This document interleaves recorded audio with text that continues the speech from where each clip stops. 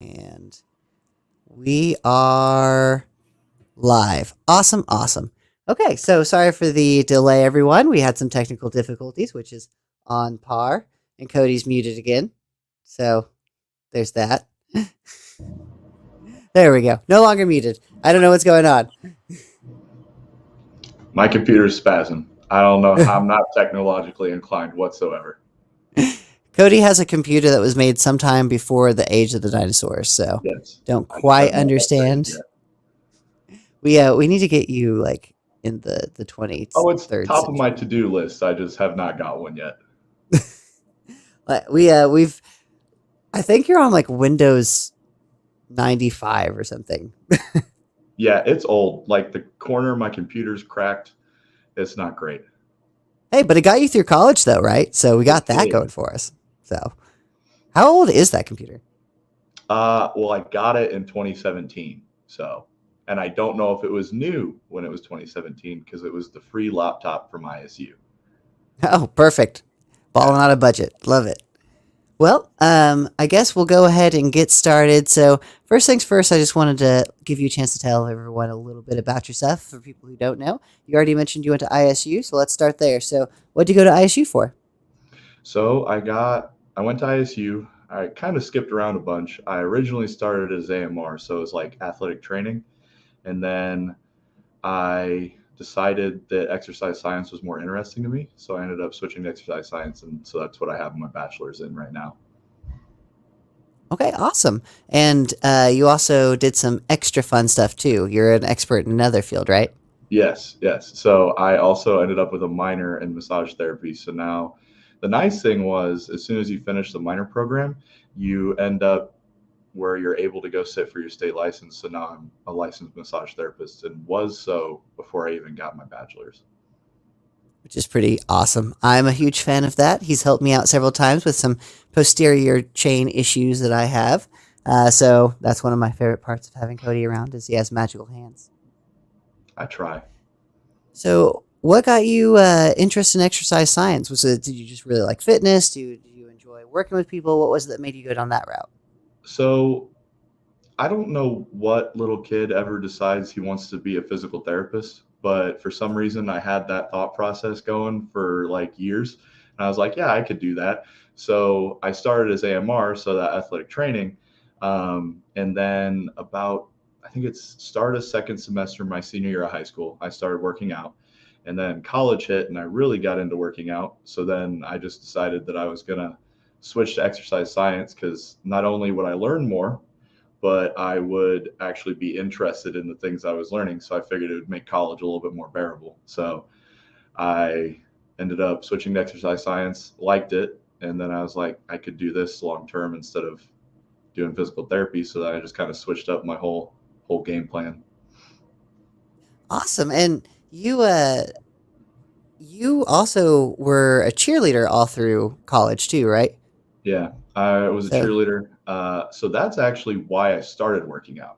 So senior year of high school, I joined as a male cheerleader for like stunting and lifting and stuff. And I was like, I'm not weak, but being a little stronger would probably help me do this with a little bit more ease. So I started working out because of cheerleading initially to gain strength. Started seeing some strength increase, but also some physique changes. I liked it. It was a little vain, but it kept me going. So I initially started working out because of cheerleading, and then eventually working out kind of became the primary goal, not so much just working out for cheerleading. But then I ended up continuing cheerleading in college. Really liked it. Still kind of miss co-ed stunting, so like just me and a person or me and a girl in the air. Um, but now that I'm in the real world, not really many opportunities to pick someone up over your head. So I mean, here you we still are. can. It's just slightly more frowned upon, I think. Yeah, it kind of has a negative connotation there. I mean, just walking down the street, picking people up. Okay, you might end up they like it, or you might get the police called on you. So whichever way, I It's a guess. 50-50. It's a Yeah. 50-50. And just so everyone who's watching, you can also comment and ask any questions that you might have for Cody or I. so that we can answer them for you. But it does show up as Facebook user for me. So, for example, Facebook user, someone said, "Vain is the gain to life success." Uh, I don't know who you are, but thank you for commenting, Facebook user. I appreciate it. So, I wanted to touch on the topics that we're being covering during this call here. So, one of the major things that people miss out on is recovery. We always talk about food and we talk about fitness and all that fun stuff like that, but recovery is a very vital part of the uh, reaching any fitness goal, like the process of reaching fitness goals, and it's one that's often overlooked. And it sounds like you kind of focused on that more than anything else along your journey because you become a massage therapist. You learned a lot about exercise science and stuff like that. Were you always interested in the recovery aspect, or were you just interested in the like growing in general? Honestly, it started out as me just growing in general because I didn't like anybody getting into working out, didn't really understand like the fact that recovery is what helps you grow the most. Um, I just was based around working out. And then through like my bachelor's and massage therapy stuff, um, quickly realized that recovery is almost the entire part of getting bigger or stronger.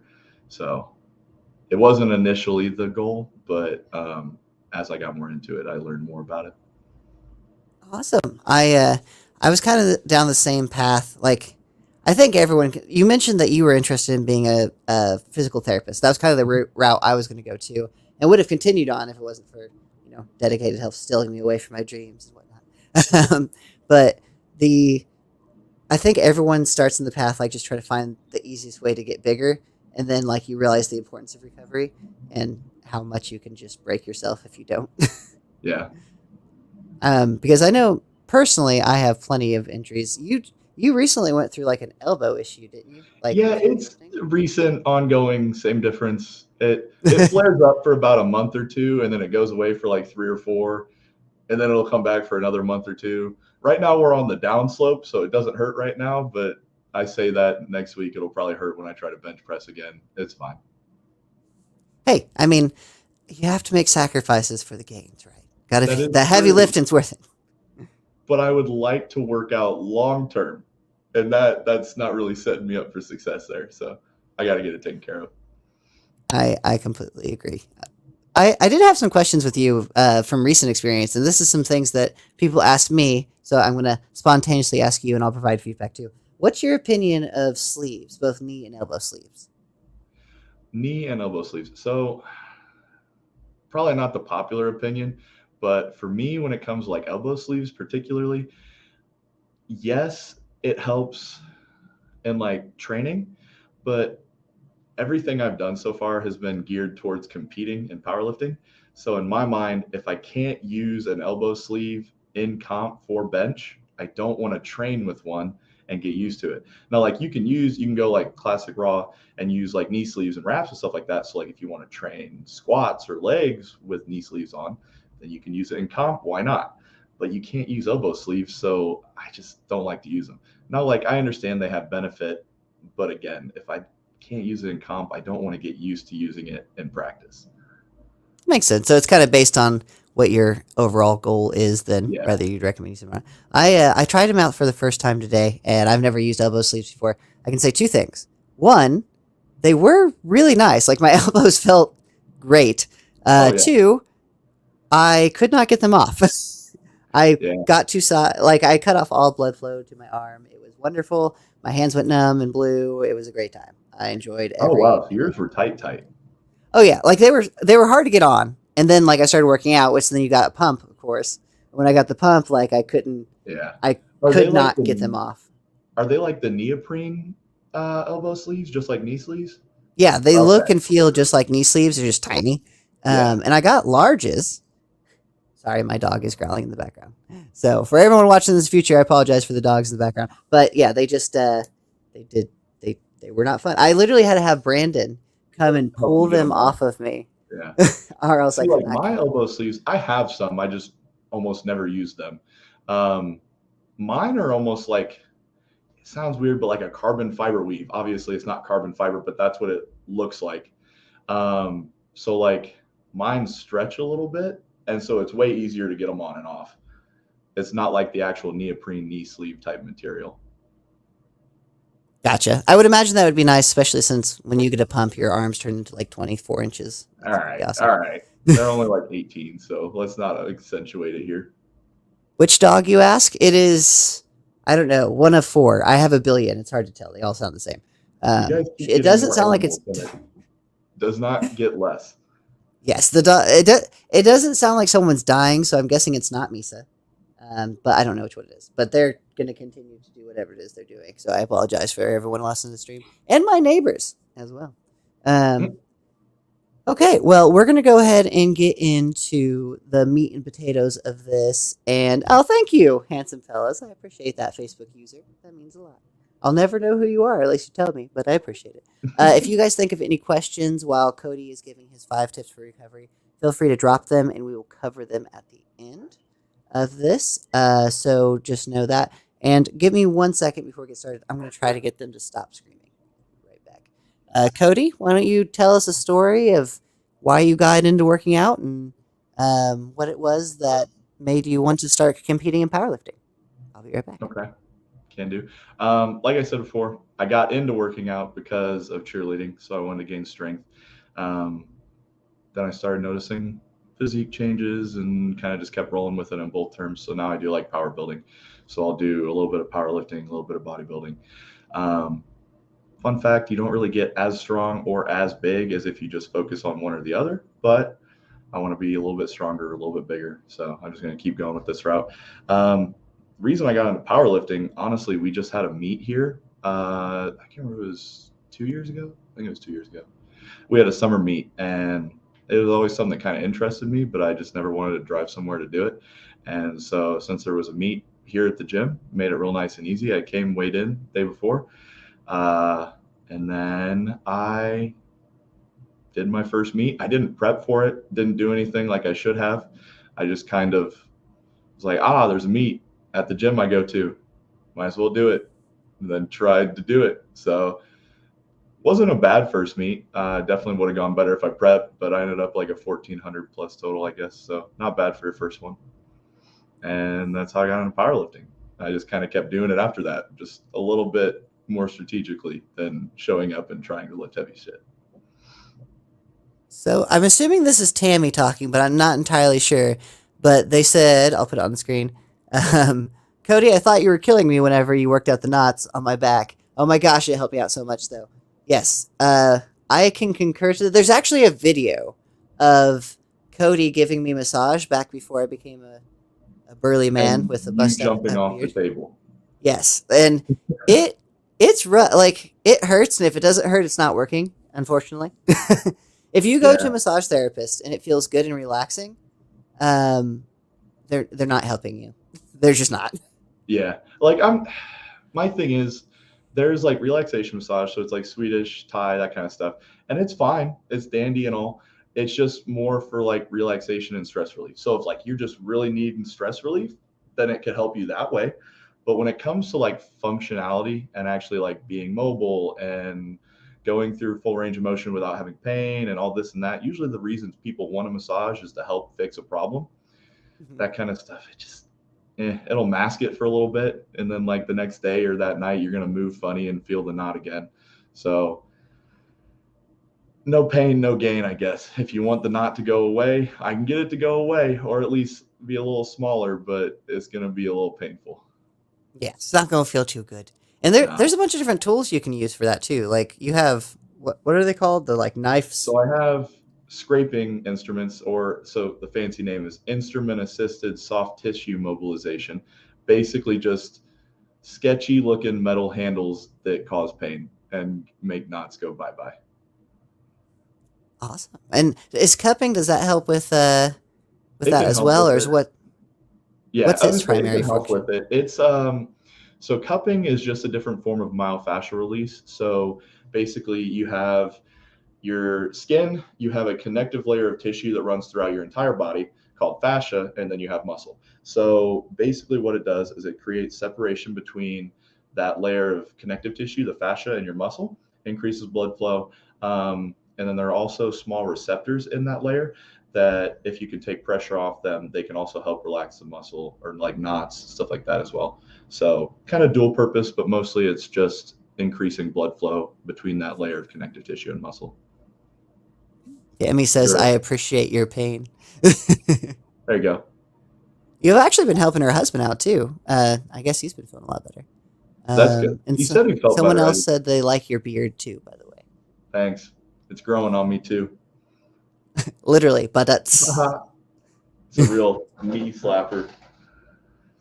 well. We'll go ahead and get started on the things, but before we do that, I just want to let you know one tip that I want to give you. Something that I've recently started adding into my daily routine to help with my recovery. So sleep. I'm sure Cody's going to mention this is one of the most important things you can do. And hopefully, I'm not stealing one. I don't know what his five are. So if I am stealing one, he only has four. But I've recently started taking Sleep Multiplier by Prestige Labs, and oh my god, it is a life changing experience. It doesn't make you sleepy. It doesn't make you sleep more, but it puts you into sleep. It puts you into REM sleep faster, so you actually get higher quality sleep than you would without it, basically. So for someone like me, I get about 5 hours of sleep. I wake up at 5 a.m. every day, so I can get to work and get everything I need done. So I don't get the amount of sleep I should get, but the amount of sleep I'm getting is higher quality because I have this, and I can vouch that it is a life changing experience. I think Cody tried it. You've tried it too, Yeah, right? that's what I was gonna say. Like I'm not currently taking it, but when I was, it was very helpful. Sleep is one of mine. It was like one of my biggest ones too. So I'll get to it. Okay. Well, I'll still let you cover that too. But I just want to let you know if you're interested, you can get 40% off. I'm going to drop a link um, in the comments of this video after we're said and done that you can actually find it and purchase it for yourself and get 40% off of it through us. I highly recommend it. This isn't just some hype train. I really love this product. I wouldn't recommend it if I didn't. But anywho, without further ado, Cody, what are 5 tips you can give us for better recovery? All right. So I was thinking about it ever since you brought this up to me last week. And thing is, there's so many different things you can do for recovery. Um, but I tried to dial it down to a few really important ones. Um, my first one is do a good cool down. So that's first thing right after exercise. It can be anything from static stretching to help decrease that delayed onset muscle soreness that DOMS the next day or two after. Um, and increase range of motion. It could be like foam rolling, which is going to be like self massage. I mean, you could also get massage. I didn't include that, but massage is very good in recovery. I'm just trying to focus on things that you can do on your own to kind of optimize your recovery without outside help. So like foam rolling is going to be another one of those like self myofascial release. So that connective tissue I was talking about. Um, but getting a good cool down is going to honestly help you get good recovery right off the bat. So like with the static stretching, um, everyone always thinks do static stretching before exercise because it's what you're taught from like elementary school on. It's like, hold this stretch for 10 seconds, move on to the next stretch for 10 seconds. But static stretching isn't great for beforehand. It's good for after. Um, I'll save you the boring science details as to why it's not great for before exercise. If you want to know, ask me. I'll tell you in detail. But it's good for afterwards because it helps increase range of motion. And it also really helps with that DOMS. So you won't get, if you're new to working out, you're probably still going to get a little sore, but you won't get as sore. So first one's do a good cool down. Second, good water intake. So obviously, water intake is important. You're going to hear it day in, day out. Yep, I got mine right here. You're going to hear it whenever you work out in a gym, whatever, blah, blah, blah. Water intake is important.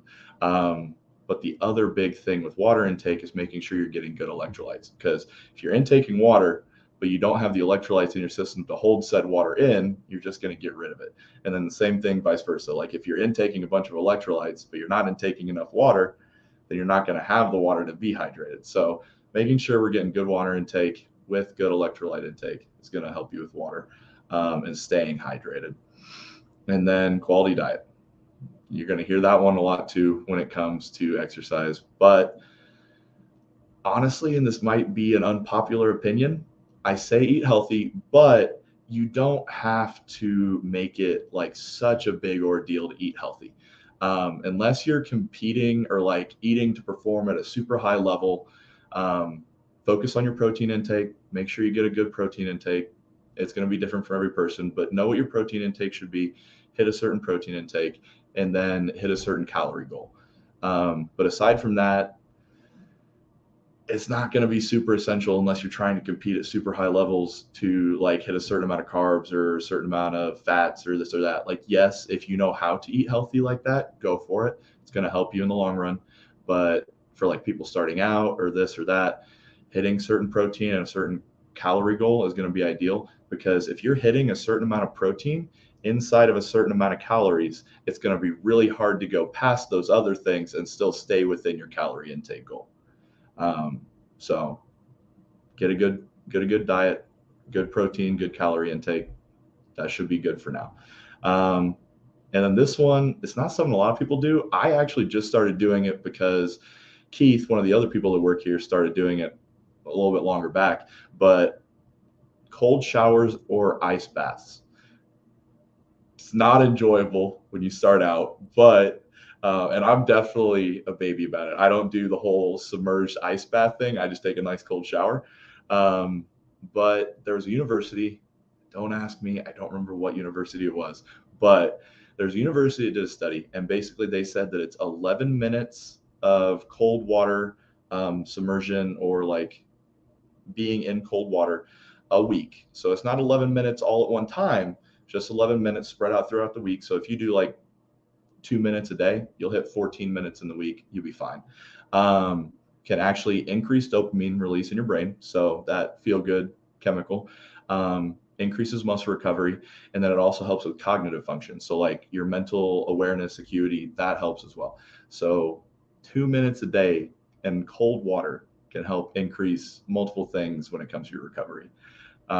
So I know it may not be top of someone's to-do list, but it's definitely helpful. So if you're looking for something else to add into your recovery regimen, go for it. And then my last one that I have in all caps on my list is sleep. Because there's so many people that are like, I can't fall asleep very well in the evening, or I don't get good sleep. So good sleep, you could try that supplement. When I did it, I only took it for 3 weeks, but it was very beneficial. Also, I hear Jonathan yelling for me out there. So if he comes knocking, that is why, but I'm going to ignore him for right now. Um, so sleep is one of the biggest things. I'm lucky. I ended up with a work schedule that allows me to sleep in. I work from noon to 8 every day. So like I still get my 8 hours. My evening gets pushed back a little bit, but I'm allowed to sleep in because of that. And I get a full 8 hours of sleep every night.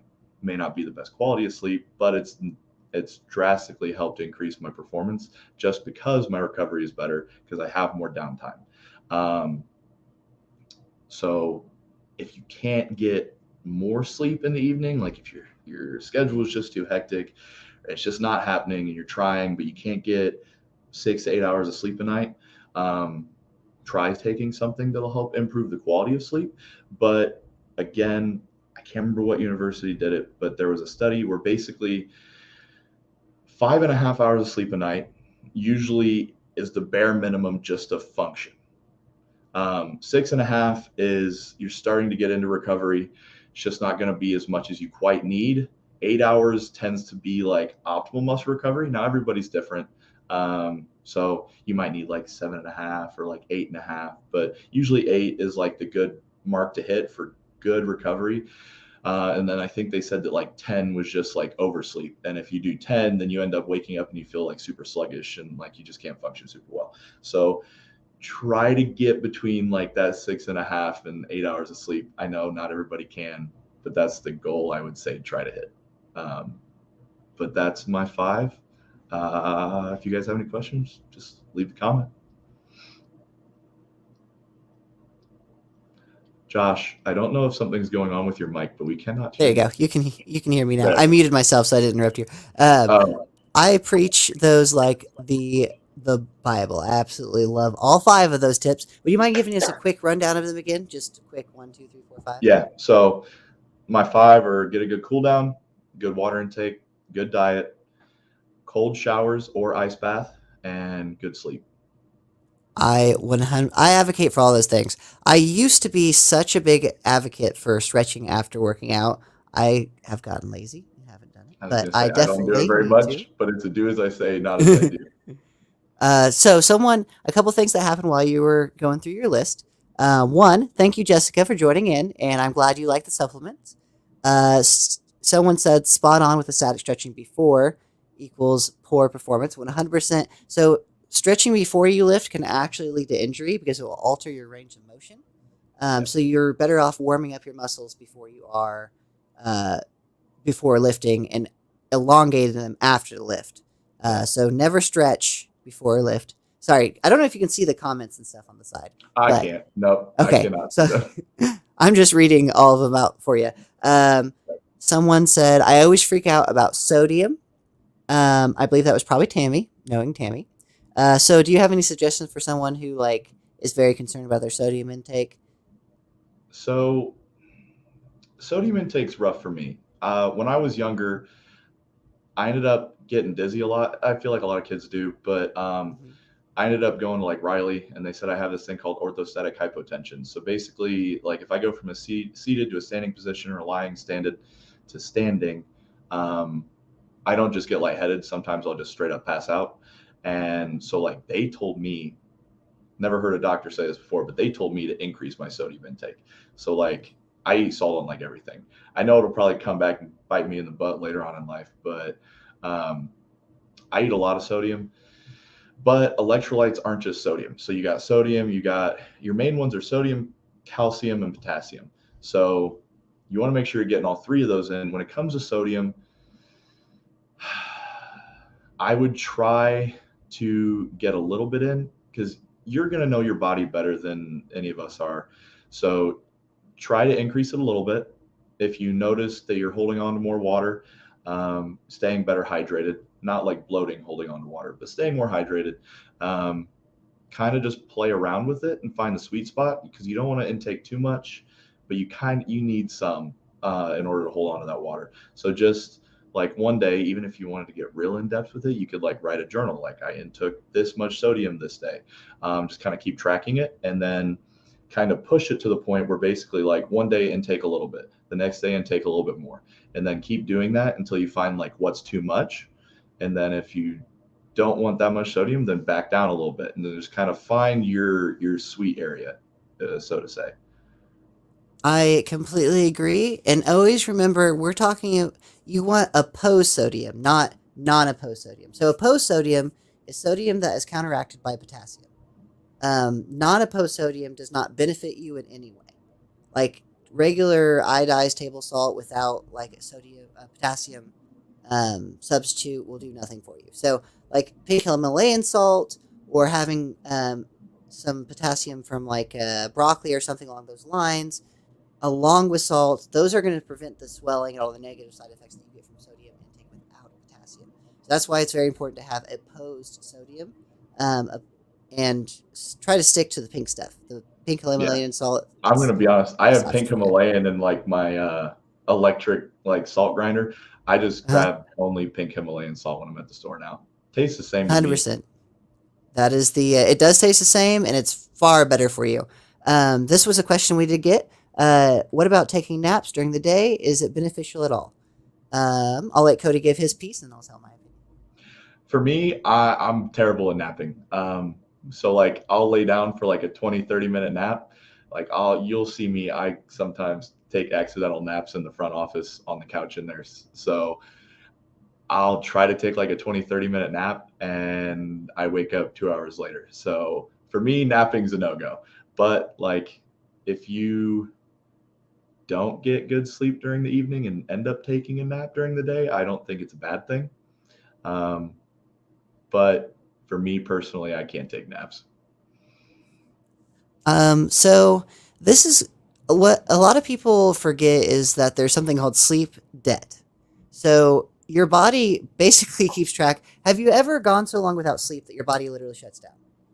Fundamentally, what's happening is your body is trying to catch up on sleep debt. So if you're someone who can only sleep for small blocks of time, although it is not as beneficial as getting longevity sleep, like a a solid amount of sleep, you can make up for it by taking naps. So, for example, say you get 5 hours in the night and then you get another like 2 hour nap during the day. Uh, there is carryover to that because you're basically adding to your sleep debt and taking away from your sleep debt. So, yes, naps are very beneficial if you're not someone that can sleep all night. So, I strongly recommend that. And there's been a lot of research showing that we are actually designed to take naps during the day. So, if you're someone who's more inclined to do that and you can do it responsibly, then go for it. I'm with Cody where I can't do that. If I try sleeping during the day, then my day's just over. It's just over. I can't do it. But if you can, then there is plenty of science to show that they're very beneficial, and that it's encouraged. Next up is timing of cold baths. I've also seen that ice baths help, but does timing around exercise matter? That's an interesting one, honestly. That's something I think I would have to do some more research on before I gave you an honest opinion on. Do you know this one, Cody? I'm gonna be honest. I don't want to BS you and give you wrong information. Mhm. I could maybe see where like consistency just day to day. So like if you normally take them at the same time, that would be beneficial. I don't really think it matters before or after because recovery is ongoing. Now, like I could be completely wrong, and there might be signs to show that doing it before or after is better. Um, but you're always, especially if you're like in a consistent workout regimen, you're always recovering in some way or another. So I don't know that it would matter. Um, I do know that if you wanted to do like heat and cold, that's more beneficial than just cold. But so like going from cold water for 2 minutes straight into warm water helps more so than just doing cold water. But most people don't do cold water, so they don't get that benefit in the first place. But again, I don't know about like time wise. I would say, and I'm going to do some more research on this, so don't take this as my definitive answer. But based on my understanding of the human anatomy, I would say you wouldn't want to do it right after exercise, simply because of the amount of blood flow and inflammation that you're creating in your body. That I feel like that would actually elongate the recovery process instead of help with the recovery process. Because being cold slows down some metabolic processes, which whenever you're just getting done with your workout, you're going through a bunch of metabolic processes. So I don't think you'd want to do it right after workout. I would suggest sometime either later or earlier in the morning. But I'll do some more research and get an answer to that one. Whoever asked this question, please let me know who you are so I can make sure I get you the answer. Also, one um, more thing that I was thinking about. So back, this is kind of off topic, kind of related. The guy who ended up doing like the rice thing, the rest, ice, compress, elevate for recovery on like injuries, basically came back out, and I think it was 2013, and said that the ice thing for injury recovery is no good anymore. Um, so kind of along those lines, basically after exercise, you're causing, or during exercise, you're causing small muscular tears, and the repair of that obviously is what helps grow muscle, grow strength. I feel like most people understand that, or the basic concept of it. But so in that context, just from like thinking about it from a physiological standpoint, I feel like if you do an ice bath or cold shower, it might slow down, or it would limit the inflammation. So then in turn, you wouldn't grow as much. So I would say I agree with Josh in the aspect that doing it immediately post exercise probably isn't the best idea. Honestly, I would say just take it in the morning. If anything, it's just going to help wake you up for your day, and you only have to do it for like 2 minutes. But like Josh said, look more into it, and then Joey Downing, I do mine in the morning first thing. I didn't Wow, actually. I didn't read this before exactly I what gave I my just answer. said.